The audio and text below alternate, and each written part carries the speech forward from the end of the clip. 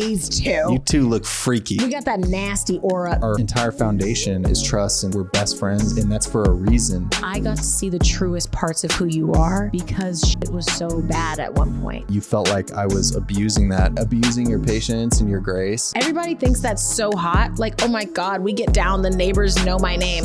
It's only cool for men. I'm with a rich black queen.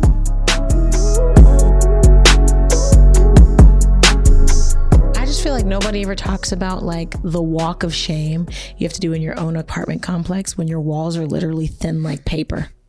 Your neighbors can hear everything that's going on. And your neighbors can hear everything that's going on. Mm-hmm. I remember one time, like this was years ago, we were doing some work. And we were doing some work. That's true. We were doing some work. And when we were done working, I heard the neighbors next door making fun of our work. Really? You don't remember that? Wait, no, I don't remember this. It was the weird guy. Then he moved and he came back. Oh. I remember them being like, sounds, reenactment, sounds. Mm-hmm. And I was so embarrassed. And I was like, these fuckers can hear me? Yeah, well, we always, you know, do the work. And then we do the work. We're like, you think people could hear us? No, they probably couldn't hear us. And then like the next day we hear somebody like whispering on the other side of the wall. And we're like, they definitely heard that. Yeah, from our bedroom, literally, normally when we're working, I'll be like, hey, did you shut the bathroom door? Because he leaves the bathroom door open, then he'll leave the bathroom window open. And it's basically, if I was to fart loud enough, everybody in the apartment complex could hear it. Yeah. So it's like when we're doing the work, I'm like, was the bathroom door open? He goes, yeah. I'm like, was the bathroom window open? Yeah. I'm like, they know They know. It just sucks. Yeah.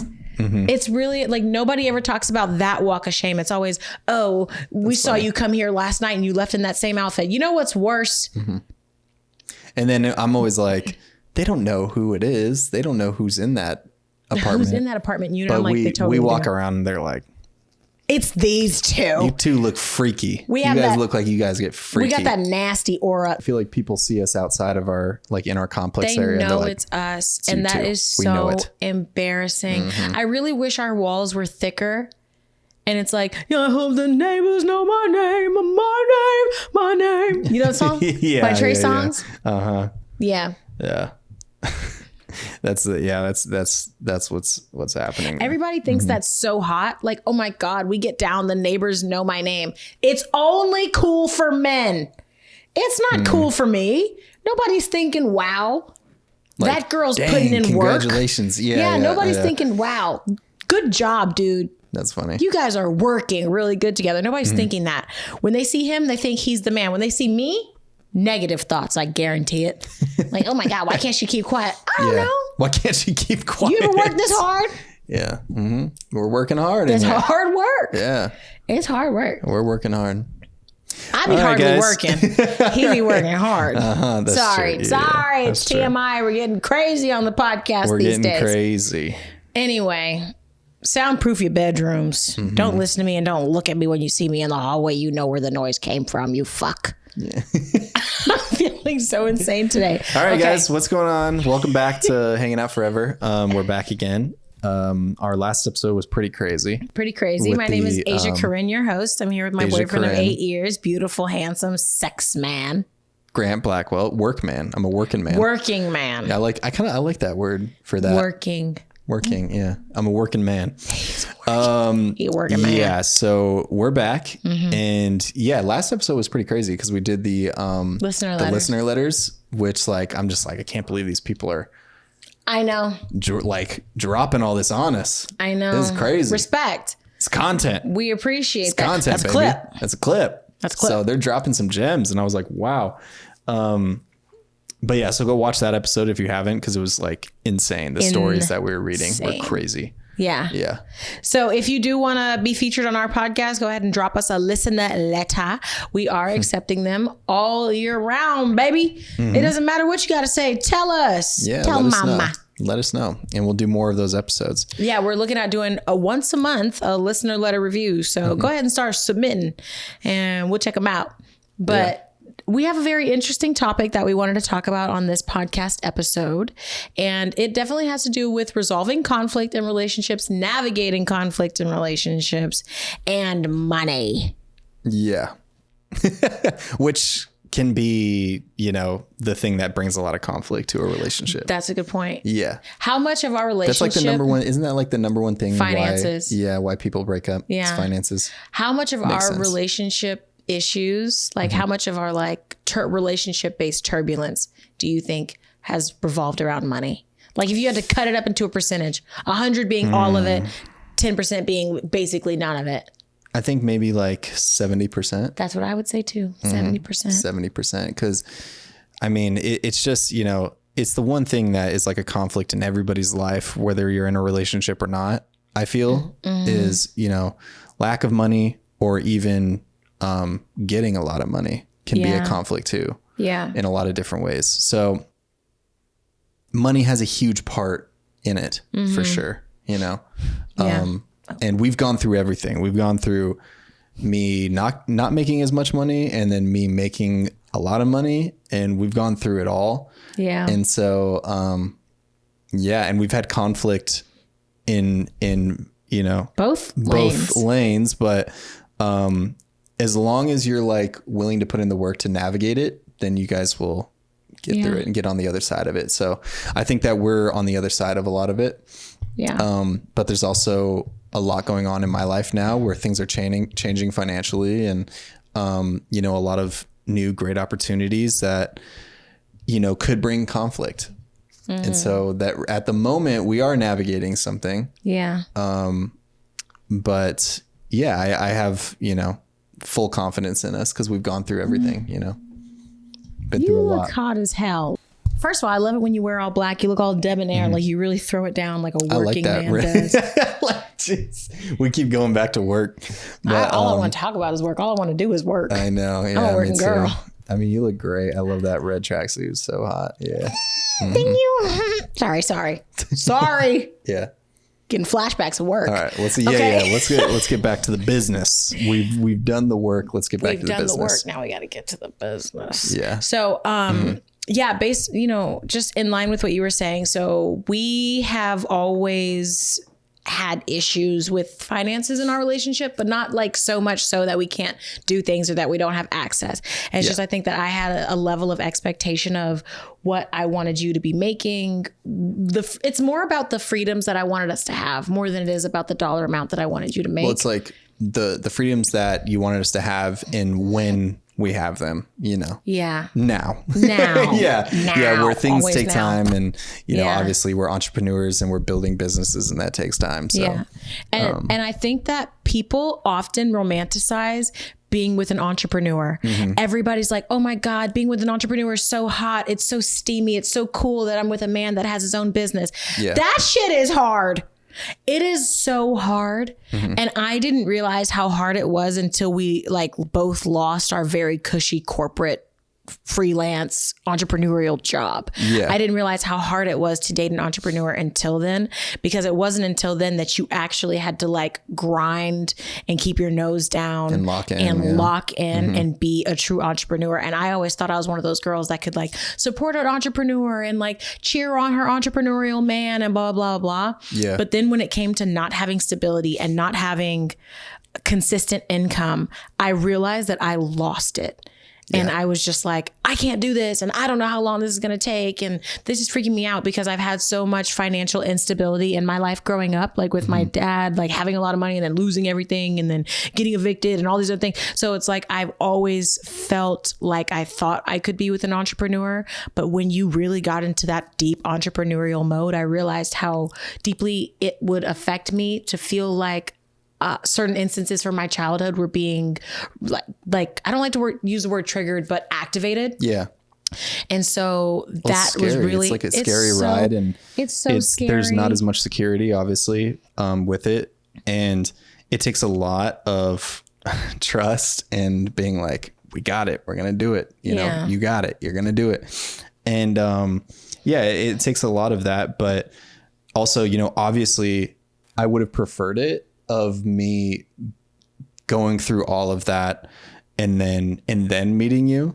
you know, like I would have preferred that. So we didn't have to like go through that together. I mean, you just didn't want to subject me to that as your woman. I didn't want to. Yeah, exactly. Like I didn't want to subject that to you. And you know, if it was my decision, I would have, you know, gone through that alone, and then we could meet after and you can just see all the fruits of it, you know, but that's not how it went. We met years and years ago before I even knew what the hell I wanted in my life. And all I knew is at that point is that I wanted you, you know, and I can go through the journey with you because like having you by my side has helped though. I will say that, you know what I mean? Like as much as I would prefer to have gone through it alone and you not be subjected to that, I think having you there helped me and pushed me for sure.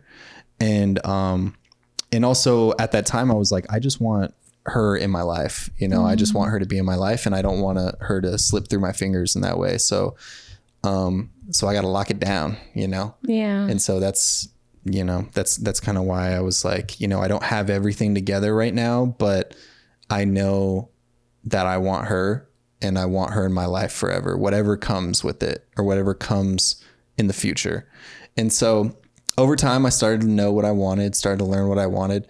And we wanted a lot of the same things. And so we would work together. And I think that, you know, as much like stuff that we've gone through that was negative, I think that there was so much positive to it because we really like worked hard together and we really like became such a team, and it built a foundation in our relationship of trust and loyalty and just like knowing one another in so many ways. And I think that was worth it. That was worth the grind of everything, you know? And, we just really have been through it together, you know? And I don't romanticize those things either of like, oh, she was there when I was getting out the mud, you know what I mean? Or she's been there. That's real. From the jump. Like, I don't romanticize that because like, I hate that you had to see a lot of that or that we went through a lot of that. Cause I do think that it still has probably left scars, but because I do think that going through that has left some scars, you know, but I think that, our bond and just like everything that we've built up over the years is so strong that like something like that can't tear it down either. So I think that a lot of it was worth it. I think a lot of it, you know, I wish we didn't go through, but you know, hey, we got for the most part on the other side of it, you know, and we were able to do that together. Yeah. It's really hard for me to quantify in that way because I wouldn't say that every single part of it was worth it. There's things that I think I will still be healing from, you know, as it pertains to like trust, not cheating, not infidelity, nothing like that. But, but all in all, I really do appreciate you saying that you don't romanticize the struggle and the hustle in a way where it's like, I had this woman there by my side at my lowest. And I love that because I hate that. Yeah. I hate that mentality. Like she was there when I had nothing, which is great. But what about having nothing and her being there for you gets you off? I think that a lot of men who like get it out the mud and have to grind to make things happen, they have this idea that whoever was with me on the way, I'm going to reward. Right. And I think that that's great. And I definitely think that that's noble, but I don't want me reaping the benefits of your success to have to come from me proving that I will struggle with you. I don't think that women struggling should be rewarded by a man's success. I think that he should try to give her the best while they're together and then give her even better when he makes it. I think most women wouldn't subject themselves to that if the guy wasn't throughout the hard times, wasn't still giving everything he could. Like that's even true. If it's not financial, like giving everything you can emotionally and just making sure that you're filling these other gaps of the relationship. Like as long as you're doing that, I think that that'll build more trust and be like, oh, I trust you that you're working hard because even though this is a hard time for you in all these other facets of your life, you're still putting the time into us and to build us and to make sure that I'm okay. And I think that that's one of the things that was so beautiful about our relationship. And like I said, there's certain things that I feel that I have felt weird about, but I wouldn't say that I would not have wanted to do the entrepreneurial grind journey with you. Like when you're really in it, it's not really something you want to do, but you're locked in with the person that you're in love with. And so you continue. Yeah. But now that we're coming on the outside of it, I feel in a way like honored that I was able to see you in that way, because I got to see the truest parts of who you are because shit was so bad at one point, you know, or because you were trying so hard or because you were working so hard. And I think that there's a lot of value in being with the type of man that you are during the grind and during the ascension to success, because I get to see you at your like rawest form. And now I get to see you at your greatest form. And to me, that's like an honor. Like I love that I've been a part of so many transformative aspects of your life's journey. And I think that if I wasn't there with you, I wouldn't have as much perspective on who you are and who you've become. I think it's also the, you know what I mean? Because you would already have been whatever provider paying for making X amount, whatever. And I'd been like, oh, this is all I know of him. You know, but I feel really grateful to know so much more of you than the amount of money that you're making, than the success that you have, than the business that you're building, I think than the connections that you've gained. More respect for it is earned too once you've seen the stages of it, or once you've seen the grind, you know, like you've seen that he or I or whoever like built it from nothing, or you saw where they were and then you saw the work that got put in, and they made it. They did it because of determination and integrity or whatever. And so I think, like I said, like I think there's things that were positive about it, like things that you saw me go through. And then I think that there were things that scared the hell out of you, and that we almost didn't make it out of. Because we did break up. We did break up. But then we got back together. But then we got right back together. But it's because so much happened in that time. Like that's the thing too. Like when we broke up, it was like, it was like, you know, it had gone almost full circle. And I just needed a little bit more to connect that circle. You know what I mean? I just needed a little bit more time to connect the dots of like everything that I've been working on. Like I was right at the edge. You know what I mean? I had been digging. And right when I'm about to hit the diamond, we freaking, you know, I was like, I'm done. I can't. Yeah. Like it was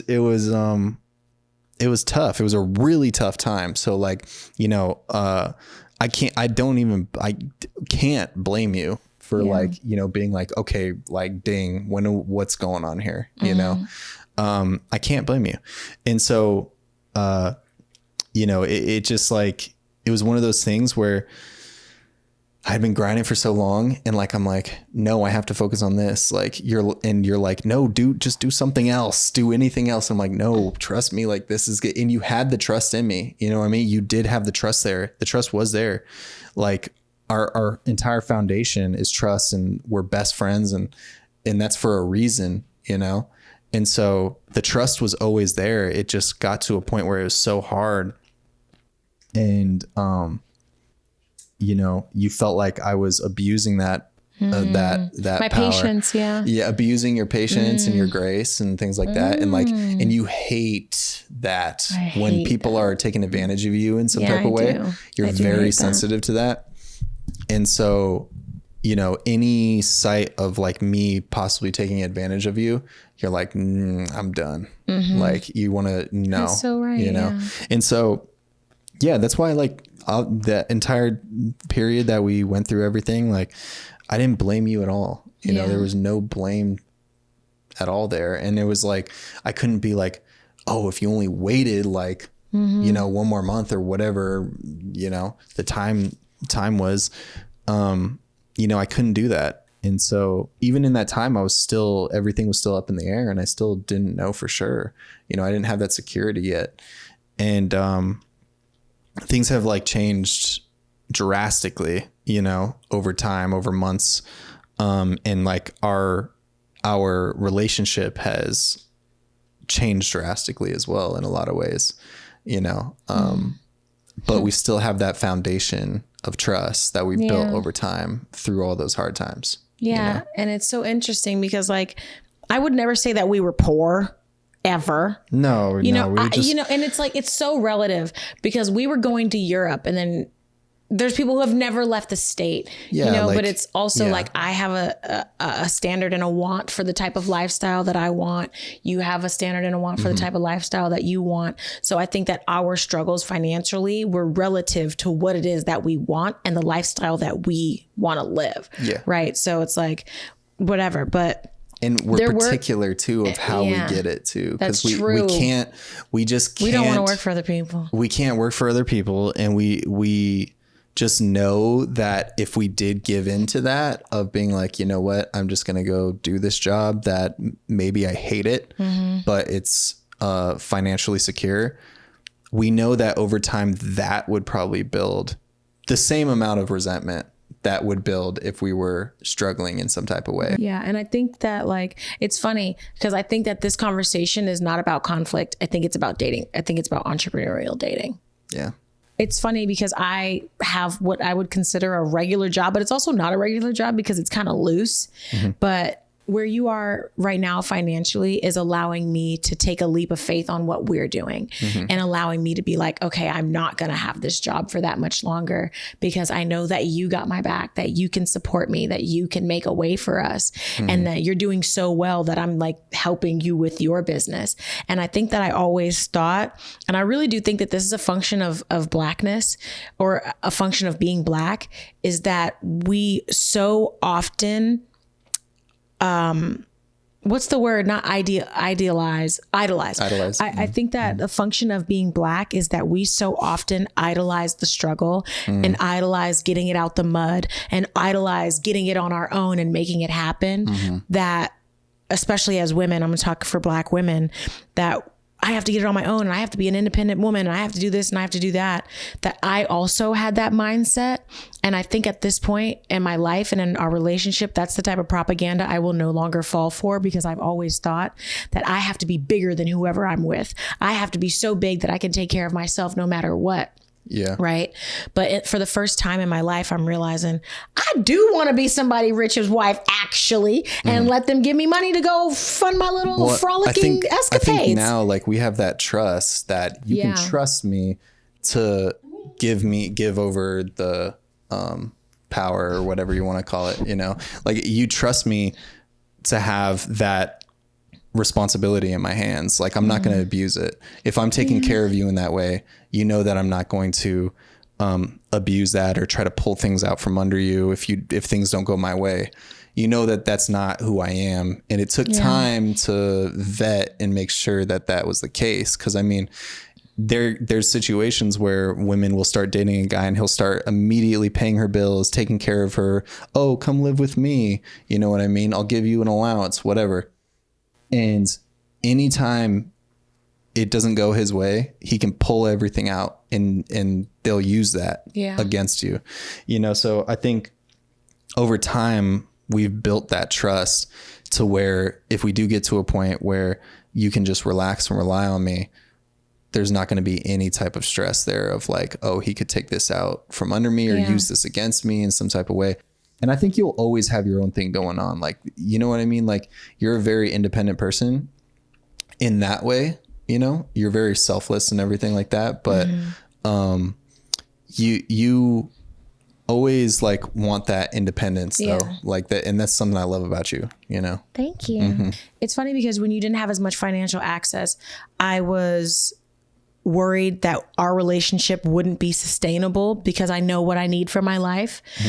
But now that you have more money, I found myself becoming scared of who you would become with money. I know. Like, so you can't win. You can't win. I knew who you were without money. Relative, you know, without money is relative. You know, we weren't living outside, right? He's paying his own fucking rent. Always. But, you know, it's all relative. I knew who you were without money, that when you finally got money, I became terrified of who you would become with money. And I was so focused on wanting you to have more money that I never thought about who you would become when you got more money. And it's my there was a lot that came with it too, of like That's the business growing. Yeah. Which is going to eat into more time. Yeah. Which, you know, you see that. So, and that's totally fine. Yeah. But I think that what my concern is my mom was a stay-at-home mom because my dad was making so much money, and my dad would constantly throw it in her face. Yeah. And respect him, love my dad, he's the best, but that was who he was when he got money. He changed when he got money. Okay. And there are some people who I think are waiting to get money to become activated to being who they truly are, or who they truly want to be. And that was my concern with you, is because I've always known you as the way that you have been, that wait a minute, I don't know him within the context of making great money. Or just even having a lot of business and a lot of things going on. Exactly. Because we had, you know, an argument recently, and I had to clock myself, like, and we had that conversation too. I was like, you know, I've been so busy recently that when you brought up the idea of us having to have an argument to get through something, like, cause we were arguing about a specific thing. Yeah. And, I was like, the first thing that came to my mind was, I don't have time for this. Mm-hmm. You know what I mean? Like, I'm busy. I got stuff going on. Like, I can't sit here and talk through this with you. Like, let's just be done with it and be good. Mm-hmm. But that's not how that works. You know, we've known that our entire relationship, that we need to discuss it and get to the bottom of it and get on the same page. And I felt that from you too. And you felt that big time. Yeah. You felt like I was pushy, and I was like, okay, I don't care. Like, I think I said that, you know, I'm like, I don't care how you feel about this. Like, let's move on. Mm-hmm. You know what I mean? And that made me nervous. And I had even brought up to you, like, I'm so happy for you. I'm glad you're making so much more money, but I'm really nervous for me and our relationship because I don't know who you are with money. Mm-hmm. And I remember bringing that up. And then the next time we had a fight, you were like a big asshole. Yeah. You were being such an asshole. I just wasn't as understanding or as patient as I usually am. And I wouldn't say it's because of the money thing. Like, it's not like the money is getting to my head or something. It was just the time.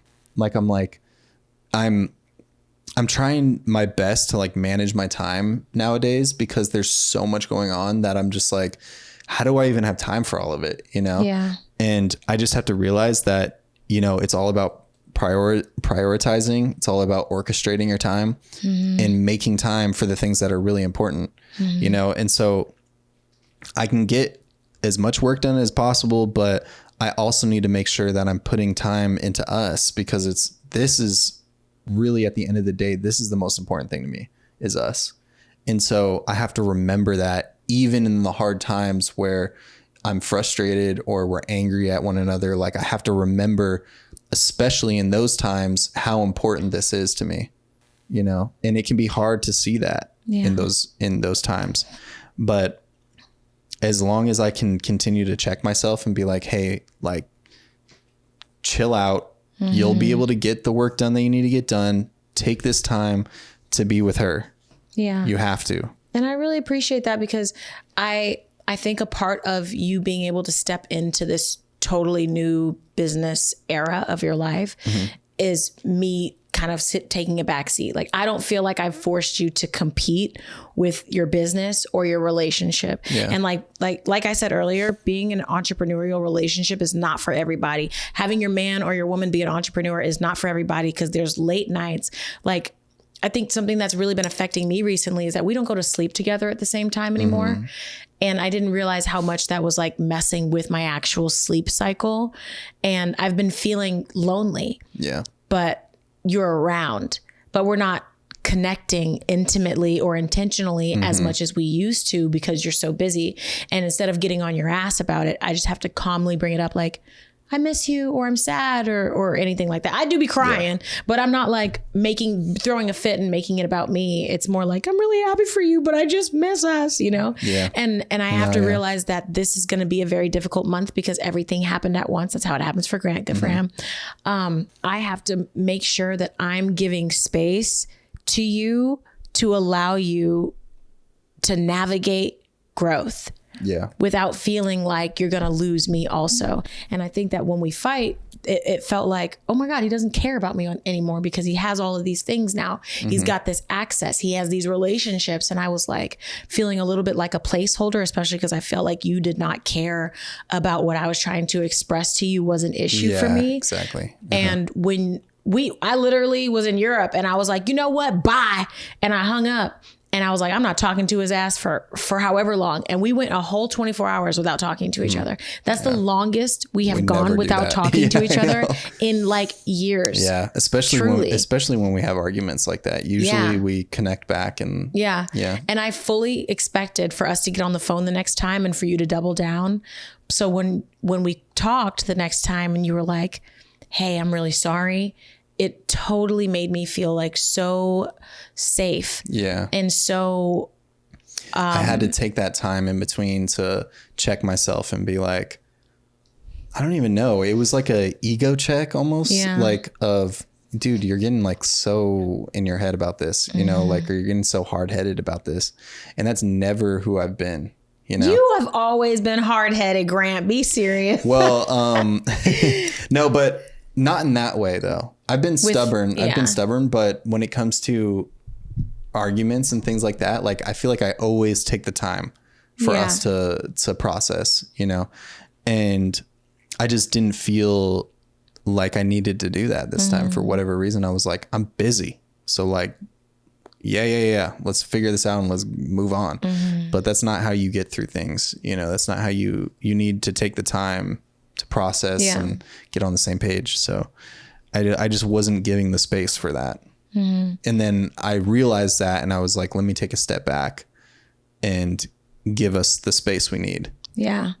I think that I will take accountability in my actions, right? Over time, I think that I've been so quick to be like, you know what, fuck this, fuck you, and fuck our relationship. I don't care. So I understand now when you're busy that you might have an activation in you where it's like, okay, she's going to throw this away. I don't have time for it to be thrown away right now. We'll just deal with this later or something like that. Like, I feel like somehow that's compounded in how these most recent fights that we've had, because you get so much more, I don't want to say angry or aggressive because I feel like that paints you in a negative light, but you get more intense. Combative. Yeah. You've gotten more combative. Because before, or just for, you know, forever, I feel like you need somebody in the fight that's like, okay, like I'm pissed and I'm annoyed and I'm angry right now, but I'm gonna keep my cool and I'm gonna try to drive this train, you know, because there's a lot of things where you drive the train, you know, and like when we have fights, that's where I step in and I'm like, okay, let me drive the train on this one. And it's just like, you need somebody to do that in a fight. You need somebody to keep their cool and their patience. And when I didn't have patience in that moment, it just went the way that you would think it'd go, where we're just butting heads and we're not coming to a conclusion. Like, you know, like I'm right. No, I'm right. No, I'm right. You know, there was no conclusion. And so we couldn't figure it out. You know, we didn't figure it out right there and then. We had to take some time apart and I had to be like, okay, like I got to know my role in these arguments. You know, that's always been my role. And, you know, there's other things where, you know, it's your role to drive us in that, but that was my role and I didn't show up for my job. You know, I was, taking the back seat and I was just like, yeah, I don't care to steer this and I don't care to work it out. So, you know, but that's been my role in those moments, you know, like I'm always the one that sees the light at the end of the tunnel, you know, no matter how dark it gets. So yeah, I didn't show up. That's really sweet. Yeah. I think that like, that's a really good way to put it in perspective, is like our roles. And I felt like you weren't showing up. Yeah. But it's also like unfair for me to expect for you to be the one to de-escalate us every time. But the arguments that we have, I did have like valid points. You had valid points too, but I think that what it was stemming from was something real, which was you were so busy that you're forgetting to take me with you in certain ways, you know? And I know that you're come back around because I never have to worry about you actually leaving. But because of how I grew up and how I've seen men treat women once they get money, or men that already have money and how they're treating women, it definitely adds a layer of paranoia to us, because I've also been thinking like, wow, what if he gets money and he thinks that I wasn't supporting him during the struggle, and now he leaves because he's like, you didn't believe in me and you told me to get a regular job that one time. You know what I mean? Well, it's like, obviously you're still here and we got through it. You know what I mean? So it's like, I would never think that. Yeah. You know, like I was we got like, through what all if of you it. think I'm a gold digger? I'm like, and I'm just with you for the money. Yeah, that's obviously not the case. Like, I'm like, if you are a gold digger, like, you're like the smartest and best gold digger in the world, because you are in it for the long haul, you know? So, you've earned it at this point. But, no, you know, I think that, yeah, we have our roles in certain things like that. And yeah, I wasn't in the right mind, and I just needed to take some time to kind of reflect that. Yeah. Reflect on it. I appreciate you saying that. I think that I've been trying to do my best at being supportive without being selfish, because I know that I have a tendency to make things about me. And right now, this era of our relationship is fully about you. And I want to show up, and I want to support you, and I want to not make you feel bad when you have a late night, or when you have to move things around because we can't celebrate our anniversary on the day, or like whatever. I'm really making sure that I'm present-minded to not give you a hard time, because I can't imagine how much work it is doing what you're doing. Because I'm the type of person, I like to get a big bag from one or two places. He's getting all kinds of bags from multiple places, and I don't have the bandwidth for things like that. Yeah, and so watching you work the way that you've been working over like the last few months, it has really made me not learn how to value you, but like respect you in a whole new light. Because now I'm like, he is so organized. He still has time for me. He's still so intentional. Yeah. He's still working. And that was the other episode. He's doing we were good work. About that. No, that was this episode, because I was in this outfit. No, I think we were saying that in the last episode. No, it was 100% the beginning of this episode. Context. Yeah, because you said I looked hot in this outfit. That's how I started this episode, with something random. I don't know. 100%. Okay. Oh, yeah. Okay. Maybe it was. Yeah. Anyway, working is code for now, you know, so we don't get blocked or whatever. So when I'm saying he's working, he's working. He's putting work in. Yeah. Yeah. And so, no, you still have time to do good work and to be present, and to think of things, and to think of me. And I was really scared about you getting all this money and all this access, and then being like, well, I don't need her. She was just a placeholder for my struggle time, you know, because that's another thing that I've seen. But also, I just want to support you where you're at and support you ongoing. And I'm totally fine now with being the wife of a rich man. Yeah. I would rather that. I think I realized I don't want to work. Yeah. I don't want to work. If you got run off business and you need me to handle the business, he knows I can handle the business. Yeah. I will do the work. But do I want to go get it on my own and out of the mud? No, you see these nails? no. These Yeah, are not no. mud diggers. No. No. So I think that like it's changed our relationship for the better. But dating an entrepreneur is truly not for the weak, because it tests you in so many ways. Yeah.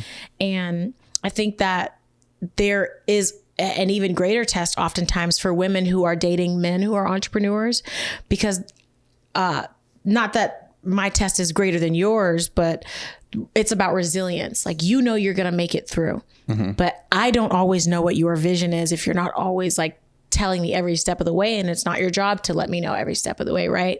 But I think that the perception of like, okay, I gotta like be there for him and do this and this when the struggle is really difficult is almost mind bending, because you're trying to reconcile what you deserve versus what you're getting. And then also trying to see the light at the end of the tunnel to be like, okay, well, this isn't really what I deserve currently, but if I invest, it could be what I get. But then it's a dice roll, because not every guy is like you.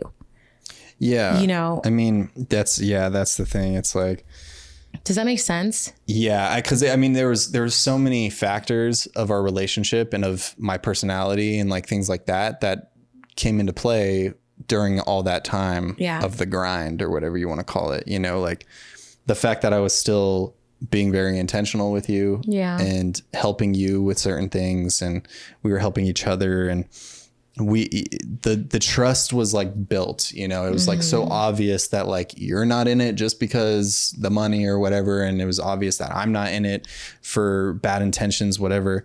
Like we both had good intentions in this relationship, and that over time built that trust. Yeah. So you need that trust there before, before you put in the time to wait on somebody's success or something, you know, I don't know how to say that, but like if he's grinding and grinding and grinding, there has to be other, you know, assets there of the relationship that he's bringing to the table. And also like the trust has to be built to where you can fully trust this guy. If you guys ever do get to a point where he's taking care of you fully financially or whatever the situation is, like, there has to be that trust there too of, okay, I trust, I'm putting my life in this guy's hands and he needs to earn that trust. You're literally the only man I would do that with. Yeah. Like, but it's because we've built that trust over time. And it feels so great to be able to take a leap of faith in my life at this point because you're doing so well. And it feels so great to be able to rely on you in that way because you're doing so well. And also because of the type of person that you are, like your merit and your morals and your principles. It makes me feel safe enough to be like, okay, if I quit my job, I can focus on this other thing that I really think is going to blow up for us, you know, like the podcast. Right. Yeah. And does that put pressure on you? And I do want to a little bit talk about also like what it felt like for you as a man in a relationship with your life partner hitting rock bottom. We'll just touch on it briefly, but in another episode, we'll go deeper into that. But so what was like the question? What was the main question? Does it feel like pressure to you that because you're doing so well, I'm at a point where I'm like, good, I'm probably likely going to leave this job? No, like I feel so like, I just feel so amazing that I'm able to put you in that position. You know what I mean? And that lights a fire under my ass even more, you know, being like, wow, I can do this for her. Like I need to make sure that I can continue this, or that I can like continue to push hard and hard and hard and make sure that, I'm able to supply this type of security for her, you know, because once you like have a glimpse of it, you see it's possible, like that pushes you so much more other than being so far away and chasing it for so long. Right. You know, because there was a point where I was like, how the hell am I going to get there? But once I got a glimpse of it, like it just made me work harder and push harder for it. So now I just feel like I'm on the path, and it's not easy. It's hard and a lot comes with it, but I just feel like I'm in such a better position to get to that point, you know, and I can see it clear. And, yeah, it just feels amazing being able to provide something like that for you, you know, because over time and everything we've gone through, it just feels like the final, stage, you know, of everything. And I just want us to get to that final stage and sit in it and enjoy it and do everything we want to do with our life, you know? Yeah. So I can't wait. I'm so excited. It's already come. Yeah. But, you know, I can't wait to enjoy it. Yeah. Yeah. I think that we're still, and I say we because I see us as a unit. So it's not like I'm working like as hard as you're working and things like that. But right now we are in the grind phase of everything that's happening for you. And you're building this business, and you're doing really well, and you're killing the game, and you're meeting all these great people.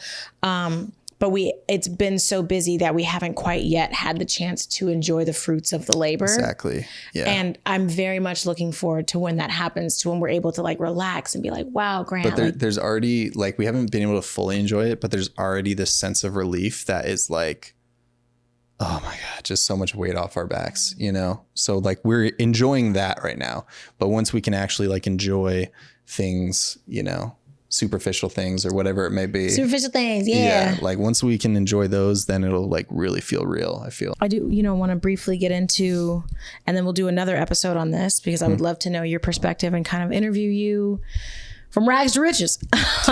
Seriously. But right now, when you were like, oh my God, you feel this like weight lifted off and you're like relief. I want you to explain to me what that relief feels like to you. Like, what does it feel like to you currently? It feels like accomplishment. It feels like I've accomplished a goal, because I accomplished a lot of different things, but I never got the full satisfaction of it. I feel, because you just move on to the next thing. You move on to the next grind. Survival mode. It was survival mode. So I had a lot of different things going on, but none of it was like truly fulfilling. And so now it's like, I think that I always felt fulfillment in being able to do what I love and make money from it. Yeah. I always felt fulfilling in that way, but now it feels like truly fulfilling because I'm doing what I love. And I also feel like I'm getting what I am owed from it, from that work. Cause it's always been a lot of work. Yeah. And now I'm, truly getting fulfilled with what I feel I'm owed. And so that just feels like I'm achieving everything that I want. And it gives me so much confidence, and I've learned a lot, going through a lot of it, and I've sharpened all my tools, I feel. And so like now I just feel like so strong and confident, and I'm just going to continue down the path. Yeah. And, that's the difference though, of like doing what I do now to what I was doing before. That's the difference for sure. That's great. And I think it's funny because when I was talking about earlier, like feeling like a gold digger and stuff, I want to make it very explicitly clear I've always had money. Oh yeah, she's got her own shit going on. I've always had money. Yeah, she's got her own. And so it pisses me off. People like, she's with a rich white boy. She's got bad credit. She's only with a white boy because she's got, please. Okay. Credit's always been great. With a rich black queen. Okay. Yeah, there it is. Yeah. But now we both. But now we're king and queen. Yeah. And that's funny. I think that I've always said to you, my favorite you is you with money. My favorite version of Grant is Grant with money. Yeah. And it was never because of the dollar amount. It was always about who you become when you have money. It's the energy and the confidence. It's the confidence, and the money, it's the energy, it's the relaxation. Even the money. It's like the money is a metaphor. You know what I mean? Yeah. For working hard and fulfilling something, So like, that's what the money means. Yeah. It doesn't necessarily mean money. It's not like a dollar amount. It's not financial. It is financial, of course, but it's never been like, I like who you are when you're making a lot of money. I like who you are when you're confident. I like who you are when you're secure. I like who you are when you're aggressive with your life and your wants and your needs and you're calm. Yeah. And I like who you are when you're relaxed. And those things are because of your access or your ability to get money. Yeah. And so like you said, like the money is a metaphor for the floodgates that open to who you truly deserve to be, who I deserve to experience you as in this partnership romantic dynamic, and who you're excited to move through life as, like building your life and meeting people and like 100%. Caring about your aesthetic and your this and your that. And like, I just am really proud. I'm really proud of you. Thanks, I'm babe. So immensely proud of you. Like, it was take your girlfriend to work day the other day, apparently. So I went with him to like one of his gigs, and the whole time I was just like, damn, he works so hard. Wow, he never complains. And that to me is one of the greatest parts about dating you through your struggle, dating you through your come up and your grind, is that you never complained. And I don't know what most entrepreneurs are doing. I have no idea. But all I can speak for is my man. And you never complained about what you had to do, what needed to be done, and how to do it, how much time it took. Like, you have so much patience. And I think that that's why you're such a well-crafted person, and you're also well crafted in your business, is because you don't think about how much time it takes to get from A to B. You just know you need to get there. So anything you need to learn to get there, you're willing to learn. Me, I'm like, oh, I want to be this by the time I'm this. So if it's going to take long, I need to find a quicker way to do it. I definitely think that I would probably have more success in that way if I was like you, but that's just not for me. But I do there's no shortcuts in a lot of things. Yeah. And I appreciate that about you. Like, you've never taken shortcuts in our relationship. You've never taken shortcuts in your business. You've never taken shortcuts with, like, you know, your relationships with people in general. And watching you grow into who you are becoming now in this like new era of like your manhood, I guess I'll say, is really admirable and truly incredible, because I watch how much other people respect what you have to say. Like, Grant be on the phone with millionaires every week, like on a daily basis, and they're listening to his expertise. And there's something about that that is just so like, it ignites so much verve in me and respect for you that I already have, but it just compounds every single thing that I feel about you, and it inflates it, because I'm like, there have been times in our relationship where I didn't value what you had to say. And when I was making great money, I was a piece of shit. I was a piece of shit. And that's part of why, like, as you're making great money, I want to allow you space to be a piece of shit, but not too much space to be too shitty. No, it's like, there's a line there of, when it comes to confidence, you know, you can like definitely cross the line into piece of shit territory easily, for sure. I did that. So I'm going to try my best to stay away from that. Yeah. But I've been trying to be like, okay, when I was making a fuckload of money, I was a piece of shit. But let me give him grace to be kind of a piece of shit too. Yeah. I think that although like I'm so confident right now and I'm so like excited for everything, I get humbled by the fear of like what I was feeling before, or the stress that I had, or like how scared I was to like lose everything. Like, I feel humbled by that, honestly. So hopefully, you know, I never get to a point where like it goes completely to my head. I don't think it will, honestly. I don't see that happening, because not like, me around, especially. Yeah, no, you'll knock me down. But just like, I still have that fear, but it helps now. I use it as a tool of like, I could lose this, you know, and I've seen what happens when I lost it. You know, I have like experienced it. So I need to, you know, make sure I'm on point and I am like keeping myself accountable, and not falling too deep into it. You know, I have to keep myself like on the edge. That was so great. And I just, you have become so much more incredibly well-spoken.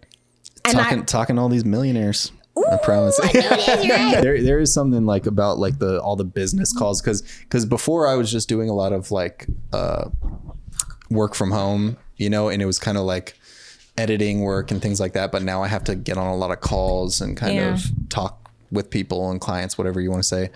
And that's definitely sharpened, you know, my tool of like having conversation and just getting to the point. This was an incredible like podcast, and I really appreciate you opening up a lot about what it feels like to date as an entrepreneur. And I think that we both did equal sharing.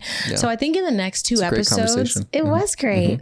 In the next two episodes, I'd really like to hear more about your journey hitting rock bottom and what that was like for you. And I would also like to know about what type of pressures you feel like you face as an entrepreneur with a partner. So I think that in this episode, we definitely got into what our struggles were on your entrepreneurial journey. And I think in the next episode, it'd be really interesting for us both to explore from your perspective, dating as an entrepreneur in a long-term relationship, what that pressure is like, along with as a man, what is it like to hit rock bottom, especially when you have a long-term partner. So I think that that'll be something that we can talk about in the next one. Cool. I will drop some relationship advice. My relationship advice for this episode is, if you're going to date an entrepreneur, buckle up, babe. Buckle the hell up, especially if they're just starting. It's not easy. Luckily for us, we didn't really know that we were entrepreneurs when we got together. So we were kind of already locked into each other and then growing into our desires, our career desires. Yeah, we grew together of like what we want to pursue. Yeah, exactly. So that would be my advice. Buckle up, babe, and realize that it is a lot. There's going to be some up times and some down times, and you're going to have to force yourself to make intentional time to hang out and spend quality time with your partner, because, you know, the quantity means nothing if it's not intentional. So that is my relationship advice, brief but concise for this episode. Yeah. I don't think I really have any specific thing. We talked about so much good stuff. Okay. So. He hungry now, y'all. I'm hungry now. He was working earlier. Yeah, we were working. And now he got to eat. And I don't mean like eat. I mean like he got to eat. So. Yeah. Okay. All right. All right, guys. Thanks for watching. That was a great episode. I love that. That was great. I love you. I love you. Oh. So yeah, go watch our last episode though, where with the we did a listener letter. Questions. Yeah. The listener letters. Some crazy stories in there. And let us know what you guys think about this episode as well. Drop your experience as dating as an entrepreneur or not. 9 to 5 dating is definitely way easier than it is dating an entrepreneurs nowadays than ever. So 100%. I'm sure there's some people out there that can relate for sure. Yeah. So we hope you guys enjoyed this episode. Like, comment, subscribe, follow us on all of our platforms. It is at Hanging Out Forever. My name is Asia Karen, and this is my beautiful, handsome, providing, tall, working man, Grant Blackwell. Thanks for watching, we love you, guys. besties. Bye. Bye.